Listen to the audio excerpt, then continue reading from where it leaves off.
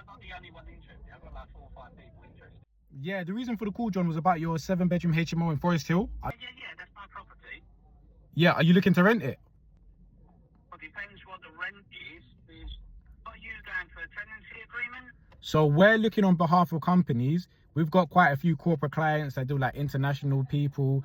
We've got some care homes. A care home, it wouldn't be anyway. Okay, License agreement. I won't be doing tenancy agreement. There's never get no one out.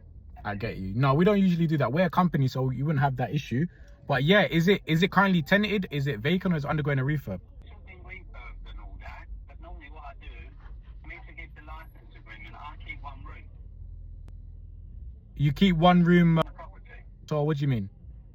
But sometimes if I go over or I store things in there, I can get access into my property.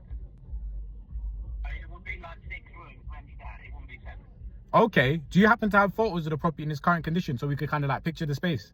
I'm coming back in about 3 weeks' time. I can get you lot to come and have a look. Are you on holiday? Yeah, I'm abroad. Hey, but it's vacant right now. Yeah, it's vacant right now, but I won't rent it out until I come back anyway. Makes it, but you do have photos. Yeah, I've got photos, but I might as well let you just have a look at it. Use the photos in the meantime to kind of find a client that's going to work for, and then when you're back, we could just do a block viewing and then choose the client from. You're not the only one interested. I've got like 4 or 5 people interested. Of course, it's a very high value property. Do you have an asking price in mind per room?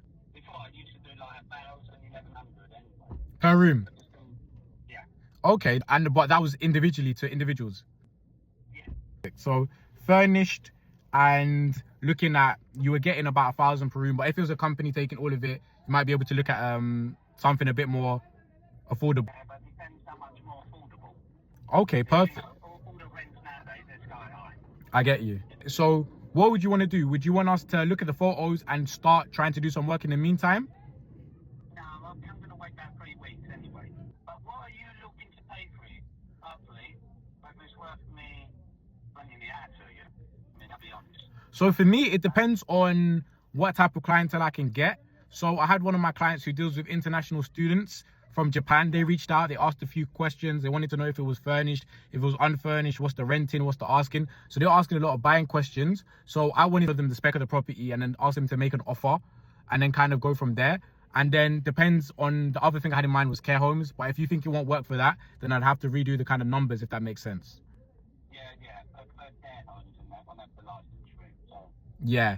So really, it depends on the spec of it, and then how many bathrooms there are and all of that. So without kind of seeing it in person or with photos, it'd be hard to gauge it.